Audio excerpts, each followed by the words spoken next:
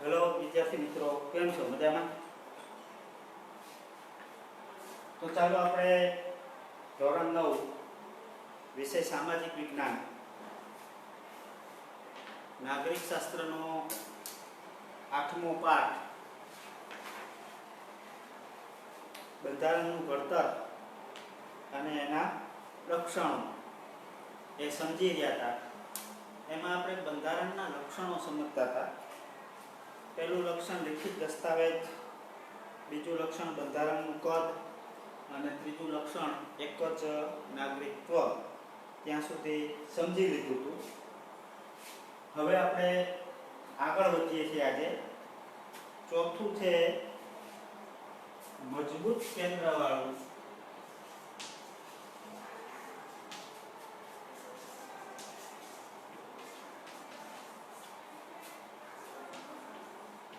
સમવાય તંત્ર.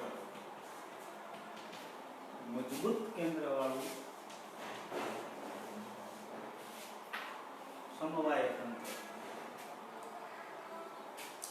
આ ચોથું લક્ષણ છે. તો ભારતના બંધારણમાં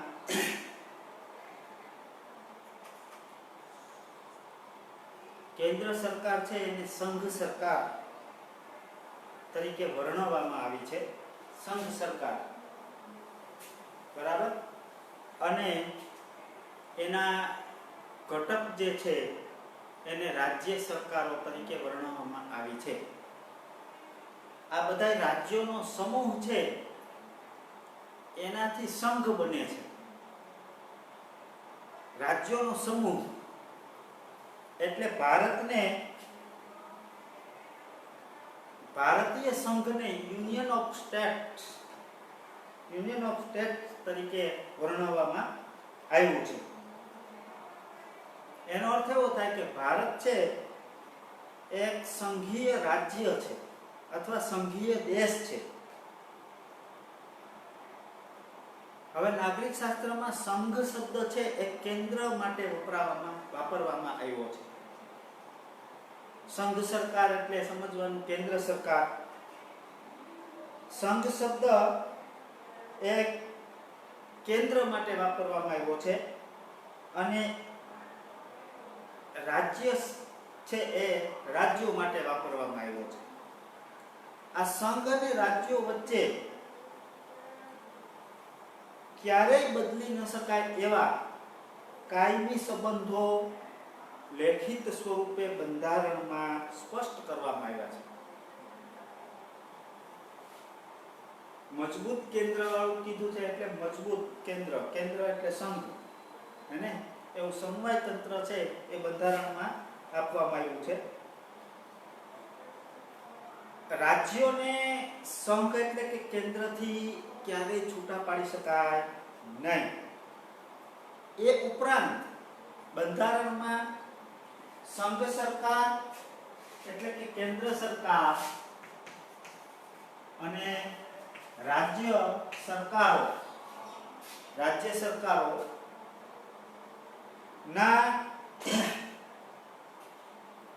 સત્તા અને કામની વહેંચણી પણ બંધારણમાં સ્પષ્ટ કરવામાં આવી છે. કારણ કે આપણો ભારત દેશ છે વિભિન્ન ભૌગોલિક પરિસ્થિતિ ધરાવતો દેશ છે અને વિવિધ પ્રકારના લોકો વસવાટ કરે છે, ત્યારે દરેક પ્રદેશને અનુરૂપ તે કાયદાઓ બનાવી શકે એના માટે રાજ્ય અને કેન્દ્ર વચ્ચેની સત્તાનો સ્પષ્ટ ભેદ અથવા સત્તાની વહેંચણી એ બંધારણમાં નક્કી કરવામાં આવી છે. એ પ્રમાણે કેન્દ્ર સરકાર આખા દેશને લાગુ પડે એવા કાયદાઓ ઘડી શકે, નીતિઓ કરી શકે, અને રાજ્ય સરકારો છે એ પોતાના રાજ્યને જરૂરિયાત હોય એ અનુસાર કાયદાઓ ઘડી શકે, નીતિઓ ઘડી શકે, જેથી કરીને લોકોનું કલ્યાણ થાય, લોકોની પ્રગતિ થાય, લોકોનો વિકાસ થાય દરેક ક્ષેત્રમાં. બરાબર. કેન્દ્ર અને રાજ્ય સરકાર વચ્ચે આ રીતે સત્તાના વિભાજનથી બંધારણમાં જે સત્તાઓ આપવામાં આવી છે એ પ્રમાણે એ સત્તા ભોગવે છે. કેન્દ્ર સરકારને બંધારણમાં જે સત્તાઓ આપવામાં આવી છે એ કેન્દ્ર સરકાર ભોગવે છે. રાજ્ય સરકારોને જે સત્તા આપવામાં આવી છે એ રાજ્ય સરકાર ભોગવે છે. આ સત્તાનું અને કામગીરીનું સ્પષ્ટ વિભાજન જે છે એ વિભાજન કરવામાં બંધારણની અંદર 3 પ્રકારની યાદીઓ આપવામાં આવી છે. હે સત્તાના વિભાજન માટે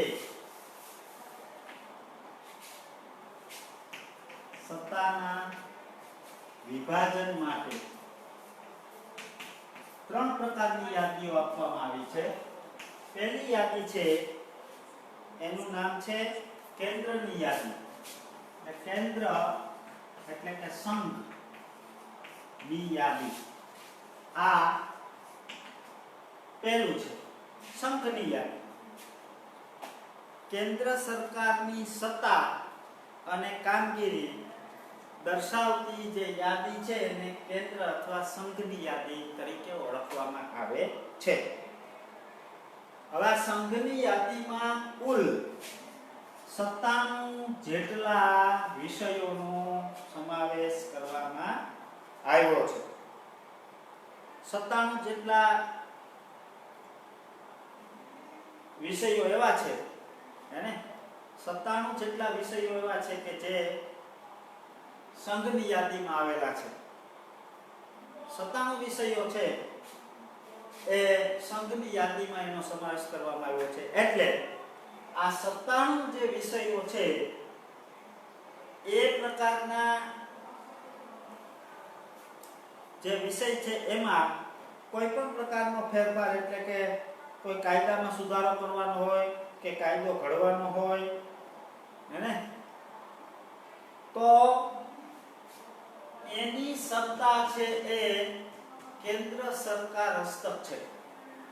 એટલે કે આ 97 જેટલા વિષયોમાં જે કંઈ ફેરફાર કરવાનો હોય એની સત્તા દેશની સંસદ પાસે છે. કેવા વિષયો છે એમાં જુઓ, હે 97 જેટલા વિષયો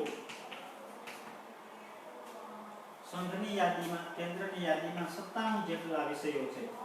એમાં ખાસ કરીને કેવા વિષયો જુઓ, સંરક્ષણ,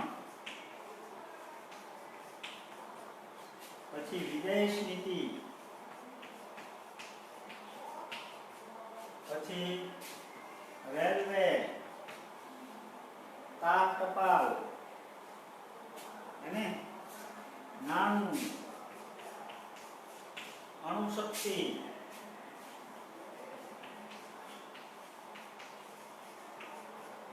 તાર ટપાલ, આ બધા વિષયો એવા છે કે જેમાં એકમાત્ર કેન્દ્ર સરકારનો જ અધિકાર છે.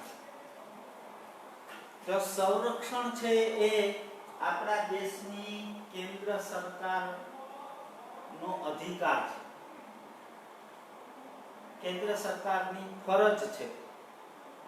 સંરક્ષણની સત્તા છે એ કેન્દ્ર પાસે છે. આખા દેશનું વિદેશી આક્રમણ થી રક્ષણ કરવું, દેશનું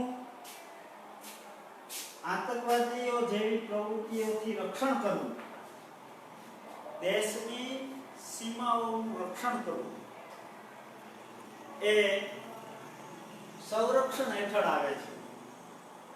અને એનો અધિકાર માત્ર કેન્દ્ર સરકારને છે. જુઓ,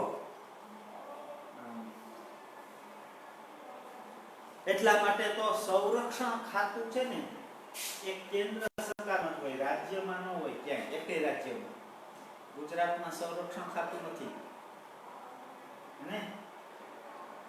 સંરક્ષણ ખાતું હોય, સંરક્ષણ પ્રધાન હોય, અને એ પ્રધાન છે એની એ અને એના ખાતાની આ દેશનું રક્ષણ કરવાની જવાબદારી હોય. અત્યારે સંરક્ષણ પ્રધાન કોણ છે? ખ્યાલ છે તમને? રાજનાથ સિંહ એ સંરક્ષણ પ્રધાન અત્યારે છે. એવી જ રીતે દેશની વિદેશ નીતિ એટલે કે આપણા દેશના વિશ્વના બીજા દેશો સાથેના સંબંધો, આર્થિક સંબંધો, વ્યાપારિક સંબંધો એ વગેરે બાબતો જોવાની જવાબદારી કેન્દ્ર સરકારની છે. રેલવે,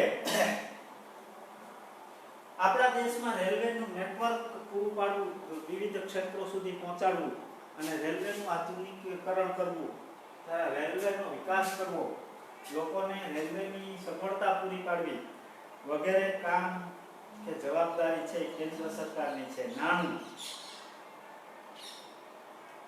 આપણા દેશના દરેક રાજ્યનો અને દરેક પ્રદેશનો સરખી રીતે વિકાસ થાય એના માટે નાણાંની જરૂરિયાત પહેલી પડે. અને એ નાણું છે એ ક્યાંથી આવે?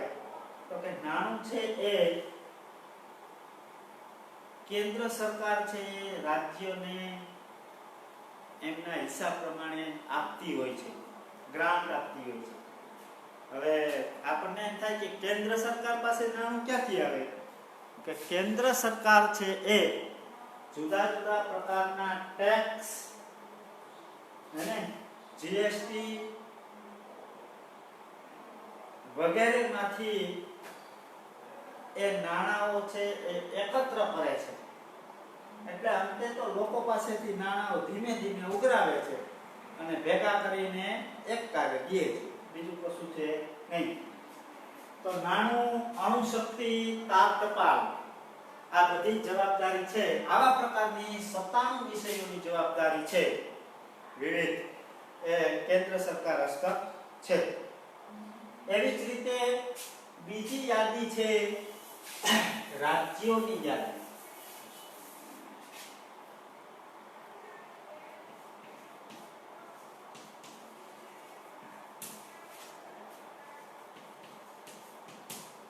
રાજ્યોની યાદી, તો રાજ્યોની યાદી જે છે એમાં લગભગ 66 જેટલા વિષયો, 66 એવા સબ્જેક્ટ છે એનો સમાવેશ રાજ્યોની યાદીમાં કરવામાં આવ્યો છે.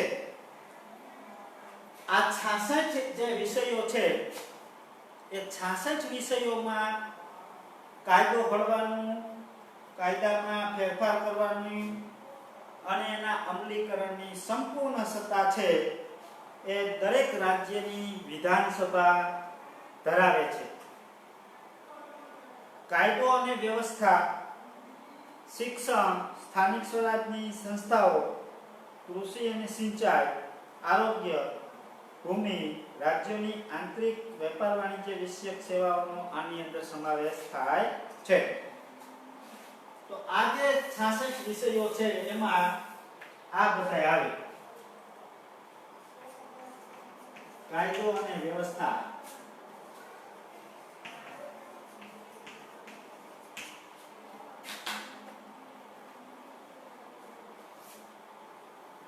શિક્ષણ, સ્થાનિક સ્વરાજની સંસ્થાઓ,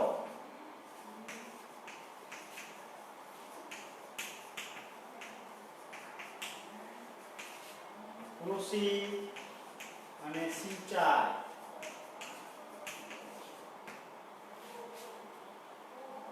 આવા બધા વિષયો જે છે, આરોગ્ય, આ બધા વિષયો છે એમાં કાયદો ઘડવાનું અને કાયદામાં ફેરફાર કરવાની સત્તા રાજ્ય સરકારોને આપવામાં આવી છે.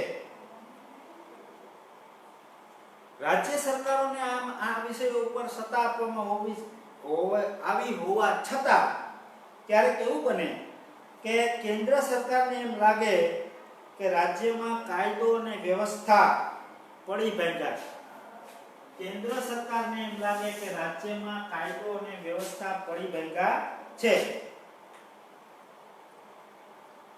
તો એવા સમયે રાજ્યની મંજૂરી વિના કે રાજ્યની મંજૂરી સાથે યાની વિરુદ્ધ જઈને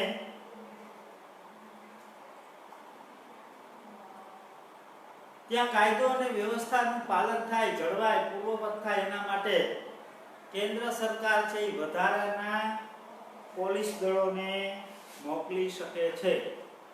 વધારાની પોલીસ મોકલી શકે છે. એસઆરપી સ્ટેટ રિઝર્વ ફોર્સ હોય કે મિલિટરી હોય એને મોકલી શકે છે કે જેથી કરીને કાયદો અને વ્યવસ્થા પૂર્વવત કરી શકાય. આવી રીતે છે. ત્રીજી જે યાદી છે એ સંયુક્ત યાદી છે.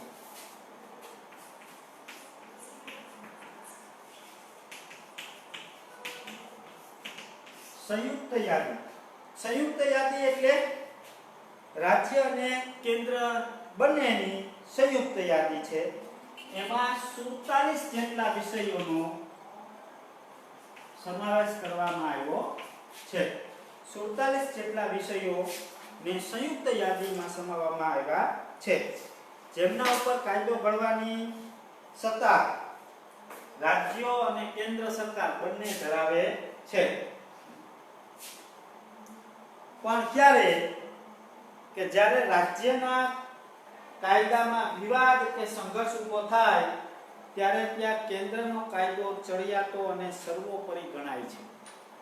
બેય કાયદો ગણ્યો હોય, જો સંયુક્ત જે વિષયો જે છે 47 એમાં કાયદો ઘડવાની સત્તા કેન્દ્ર અને રાજ્ય બંનેને છે. પણ એ રાજ્યમાં કોના કાયદાનો અમલ થાય તો કે રાજ્યનો કાયદો પહેલા અમલ થાય. અને રાજ્યે જે કાયદો ઘડ્યો છે એ કાયદામાં જો કોઈ સંઘર્ષ કે વિવાદ ઉભો થાય અને લોકો એનો વિરોધ કરે કે વિરોધ પક્ષ છે એનો વિરોધ કરે, સત્તાધારી પક્ષના ધારાસભ્યો પણ એમનો વિરોધ કરે, તો આવો સંઘર્ષ ઉભો થાય ત્યારે ત્યાં રાજ્યનો કાયદો પડતો મૂકીને કેન્દ્રના કાયદાને ચડિયાતો માનવામાં આવે છે અને એને સર્વોપરી ગણવામાં આવે છે અને કેન્દ્રના કાયદાનો અમલ કરવામાં આવે છે. આમ સમવાય તંત્રમાં કેન્દ્રને સંયુક્ત યાદીમાં પણ વિશેષ સત્તા આપી છે. જો આ સમવાય તંત્રમાં સંયુક્ત યાદી છે પણ તોય એમાં કેન્દ્રને વિશેષ સત્તા આપી છે. આ યાદીમાં દીવાની અને ફોજદારી બાબતો, લગ્ન, છૂટાછેડા, ભરણ-પોષણ, શિક્ષણ, આર્થિક આયોજન, વ્યાપારી સંઘો વગેરેનો સમાવેશ થાય છે. તો આની અંદર ખાસ કરીને દીવાની અને ફોજદારી જે ગુના બને એને લગતા કાયદાઓ છે એમાં કેન્દ્રનો કાયદો છે એ ચડિયાતો ગણે છે. દીવાની અને ફોજદારી એટલે તમે કોઈ પણ પ્રકારનો ગુનો કર્યો છે, ખૂન, મારામારી, લૂંટ, બળાત્કાર, આ બધા ફોજદારી ગુના છે. અને દીવાની એટલે તમે કોઈની મિલકત પચાવી પાડી છે, કોઈનું ખેતર પચાવી પાડ્યું છે, કોઈનું મકાન પચાવી પાડ્યું છે, એને ખાલી નથી કરતા, ભાડે લઈને ખાલી નથી કરતા, એવા જે પ્રશ્નો છે એ દીવાની દાવાઓ કહેવાય. તો એમના કાયદાઓ લગ્ન, છૂટાછેડા, ભરણ પોષણ, શિક્ષણ, આર્થિક આયોજન, આવા જે વિષયો છે એમાં એ બધાને સંયુક્ત યાદીમાં એનો સમાવેશ કરવામાં આવ્યો છે. ત્યાર પછીની શેષ જે સત્તાઓ છે, બાકીની જે સત્તાઓ છે એમાં જે વિષયોમાં કેન્દ્ર અને રાજ્ય વચ્ચે સત્તાની સ્પષ્ટ વહેંચણી થઈ શકી ન હોય, કેન્દ્ર અને રાજ્ય વચ્ચે સત્તાની સ્પષ્ટ વહેંચણી જેમાં ન થઈ હોય તે વિષયનો સમાવેશ શેષ સત્તાઓમાં કરવામાં આવ્યો છે. આ વધારાના વિષયો કે શેષ સત્તાઓમાં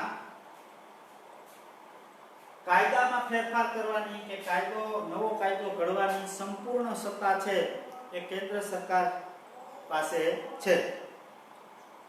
તો આવી રીતે શેષ સત્તાઓમાં પણ કેન્દ્ર સરકાર છે એ વિશેષ સત્તાઓ ભોગવે છે. ભારતમાં કેન્દ્ર અને રાજ્યો વચ્ચે નાણાકીય સાધનોની પણ વહેંચણી કરવામાં આવી છે. નાણાકીય સાધનો, નાણાકીય આવક માટેના સાધનો જે છે બંને સરકારો, કેન્દ્ર સરકારને અને રાજ્ય સરકારને નાણાકીય આવક થાય એના માટે પણ સત્તાની વહેંચણી કરવામાં આવી છે. આબકારી જગાત, આયાત નિકાસ જગાત, આવકવેરો વગેરે વધુ આવકો આપતા કરવેરા કેન્દ્રને ફાળવવામાં આવ્યા છે. જીએસટી અત્યારે આ નથી, આબકારી જગાત નથી, પણ જીએસટી છે. જીએસટી આયાત અને નિકાસ કરીએ ત્યારે એની ઉપર જે જગાત લાગે એ અને આવકવેરો, આ ત્રણ છે એ નાણાંના મુખ્ય સ્ત્રોતો છે. કોઈ વધુ આવકવાળા જે ક્ષેત્રો છે એ કેન્દ્ર સરકાર પાસે છે. જ્યારે વેચાણ વેરો, મનોરંજન વેરો, મહેસૂલ, શિક્ષણ જેવી ઓછી આવકો ધરાવતા ક્ષેત્રો છે એ રાજ્યોને ફાળવવામાં આવ્યા છે. તેથી રાજ્યોએ કેન્દ્ર પાસેથી ગ્રાન્ટ સ્વરૂપે આર્થિક સહાયનો આધાર રાખવો પડે છે.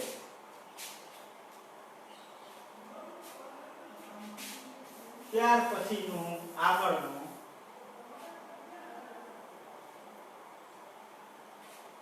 પાંચમો મુદ્દો છે કટોકટી વેળા.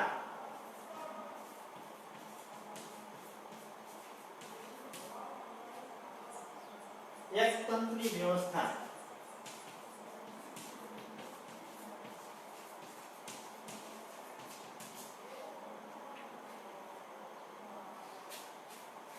તો કટોકટી એટલે શું કહેવાય? સંકટ.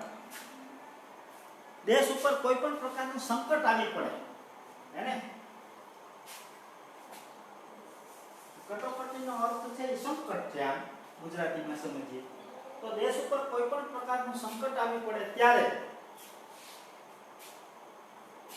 બંધારણ અનુસાર ભારતમાં શું થાય એને સમજીએ. તો સૌથી પહેલા તો સંકટ એટલે કે કટોકટી છે એ કેટલા પ્રકારની છે?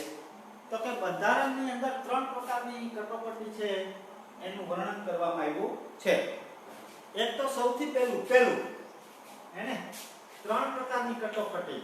પહેલું યુદ્ધ, હેને પાડોશી દેશ સાથે યુદ્ધ થાય, બાહ્ય આક્રમણ થાય, આપણા દેશ ઉપર કોઈ આક્રમણ કરે, હેને યુદ્ધ, આક્રમણ કે ત્રીજું બળવો. આપણા દેશ ઉપર કોઈ વિદેશી સરકાર, પાડોશી જોઈએ તો મોટા ભાગે માનો કે આપણા દેશ ઉપર કોઈ પાડોશી દેશ છે એ આક્રમણ કરે અને પછી આક્રમણ કર્યા પછી યુદ્ધ જાહેર થાય, તો યુદ્ધની પરિસ્થિતિ ઉત્પન્ન થાય ત્યારે અથવા દેશની આંતરિક બાબતમાં લોકોએ સરકારનો વિરોધ કરીને બળવો કર્યો હોય તો ત્યારે દેશની સલામતી જોખમાય એવી પરિસ્થિતિ ઊભી થાય ત્યારે દેશની સલામતી વિષયક કટોકટી, દેશની સલામતી વિષયક કટોકટી જાહેર કરવામાં આવે. સલામતી વિષયક કટોકટી. બીજું કાયદો અને વ્યવસ્થા પડી ભાંગે કોઈ પણ રાજ્યમાં કાયદો અને વ્યવસ્થાની સ્થિતિ પડી ભાંગે ત્યારે બંધારણની જોગવાઈ અનુસાર ત્યાંની રાજ્ય સરકાર ચાલી શકે એમ ન હોય તો કેન્દ્ર સરકાર ત્યાં બંધારણીય કટોકટી જાહેર કરે છે. બંધારણીય કટોકટી. કોઈ પણ રાજ્યમાં કાયદો વ્યવસ્થાની સ્થિતિ પડી ભાંગે ને એટલે કે લોકો ઝઘડા હુમલા કરે એને લોકોને મારી નાખે, ખૂન-ખરાબા થાય, કોઈ મોટા આંદોલનો થાય અને રાજ્ય સરકારથી પહોંચી ન શકાય એવી સ્થિતિ ઉત્પન્ન થાય ત્યારે કેન્દ્ર સરકારને એમ લાગે કે હવે એ રાજ્યની સરકાર છે એ ચાલી શકશે નહીં, તો એવા સમયે એ રાજ્યમાં બંધારણીય કટોકટી જાહેર કરી અને તે રાજ્ય સરકાર જે ચાલતી હતી એને બરખાસ્ત કરી અને ત્યાં રાષ્ટ્રપતિ શાસન છે એ લગાવવામાં આવે. અને ત્રીજી કટોકટી જે છે એને કહેવાય નાણાકીય કટોકટી. એને ભાવ વધારો, નાણાંનું અવમૂલ્યન,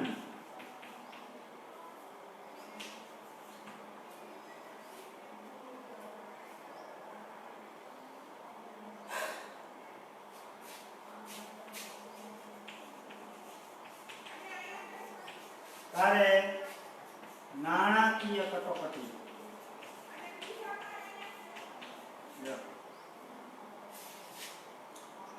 દેશમાં કોઈ પણ વસ્તુનો સતત ભાવ વધી રહ્યો હોય, ભાવ વધારો અને મોંઘવારી વધી રહી હોય અને આપણા દેશના રૂપિયાની કિંમત છે એ સતત ઘટતી જતી હોય એને અવમૂલ્યન કહેવાય. અત્યારે જે આ પરિસ્થિતિ છે જ છે, બરાબર. આવી પરિસ્થિતિ ઊભી થાય ત્યારે નાણાકીય કટોકટી જાહેર કરી શકાય. આવી ત્રણેય પ્રકારની કટોકટીમાં બંધારણમાં જોગવાઈ હેઠળ આપણું સમવાય તંત્ર એકંદરે એકતંત્રી વ્યવસ્થામાં ફેરવાઈ જાય છે. એટલે કે આવી પરિસ્થિતિમાં આપણું જે સત્તાઓનું જે કેન્દ્ર છે એ એક તંત્રમાં ફેરવાઈ જાય છે. એટલે કે રાજ્ય સરકારો છે એ આટલા સમય પૂરતી પોતાની સત્તાઓ છે એને સ્થગિત કરવામાં આવે છે અને ત્યાં મોટા ભાગે કેન્દ્ર સંઘ સરકારની સત્તાઓ છે અમલી બને છે. એટલે એક તંત્રમાં ફેરવાઈ જાય છે. અત્યારે આપણે તંત્ર બે પ્રકારના છે, કેન્દ્ર અને રાજ્ય, પણ આવી પરિસ્થિતિમાં એક તંત્રમાં ફેરવાઈ જાય છે. તો અહીંયા આપણે આ પીરિયડ પૂરો કરીએ છીએ. આગળની ચર્ચા આપણે નેક્સ્ટ પીરિયડમાં કરીશું. આપ સૌને ખૂબ ખૂબ આભાર.